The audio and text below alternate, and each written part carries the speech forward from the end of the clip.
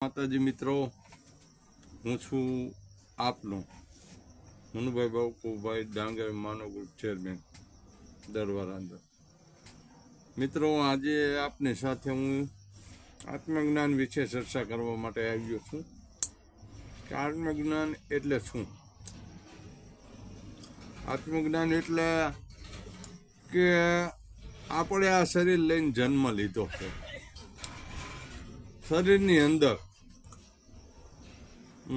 5 તત્વો એવા છે જેને આપણે ક્યારેય જોઈ શકતા નથી કે સ્વીકારી શકતા નથી, આપણી સાથે જ હોય છે.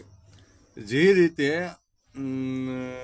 બાહ્ય લોકમાં પવન, હવા એવું તત્વ ગણાય છે કે જેને આપણે જોઈ શકતા નથી, એનો અનુભવ કરી શકીએ છીએ.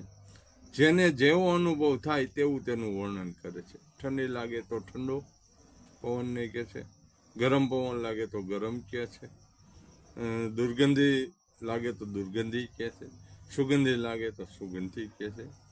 આવા અનેક નામથી આપણે સંબોધન કરીએ છીએ. પણ તત્વ તો એક પવન જ, જેને તત્વજ્ઞાન કહી શકાય કે તત્વ જાણી દેવું. કે આકાશ, પૃથ્વી, જળ, અગ્નિ અને વાયુ. જળનો એવો પ્રકાર છે, નિયમ છે કે જેવા વાસણમાં નાખો તેમાં ભળી જાય છે, તે આકાર લે છે. પૃથ્વીનું એવું છે, પૃથ્વીને તમે ધૂળ, માટી કોઈ પણ જગ્યાએ તેનો ઉપયોગ કરી શકો, તેવો આકાર લે છે.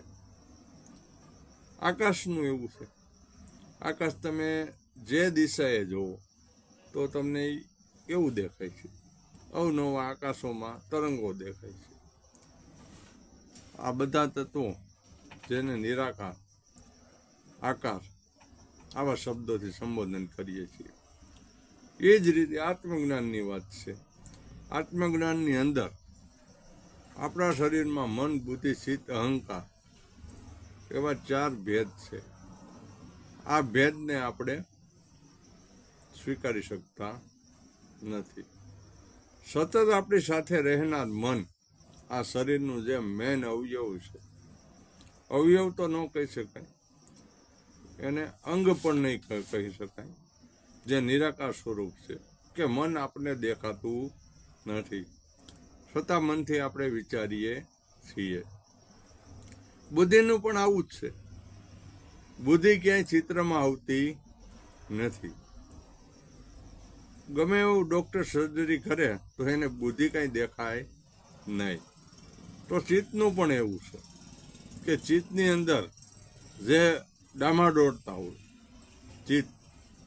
ચિત્તમાં લાગી જાય ને, એમ કે ભાઈ હૃદય દુભાઈ ગયું એનું, બરાબર, એ દેખાતું નથી. અહંકાર એટલે કે કોઈ પણ કાર્ય કરીએ છીએ, કામ કરીએ છીએ, કામ કઈ રીતે થઈ જાય છે પછી ભૂતકાળ બની જાય છે.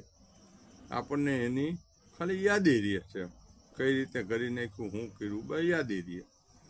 બાકી બની ગયું એ તો બની ગયું.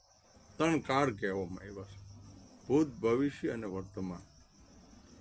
ભૂત, ભવિષ્ય, વર્તમાન કે જે બની ગયું, જે ચાલે છે અને જે થવાનું છે. તો એ 3 કાળના 4 યુગો આપણે વિતાવ્યા છે. કે સતયુગ, દ્વાપરયુગ, ત્રેતાયુગ અને કળયુગ. 4 યુગમાં આપણે અનેક જન્મો લઈને આવ્યા. એ જન્મોની યાદી તાજી થાય એને આત્મજ્ઞાન કહેવામાં આવે છે. તો આત્મજ્ઞાન વિશે વિશેષ મારે વાત કરવી છે, જે હું આપણી સાથે વારંવાર અવારનવાર કરતો રહીશ. એ સાથે હું વિરમું છું. જય માતાજી.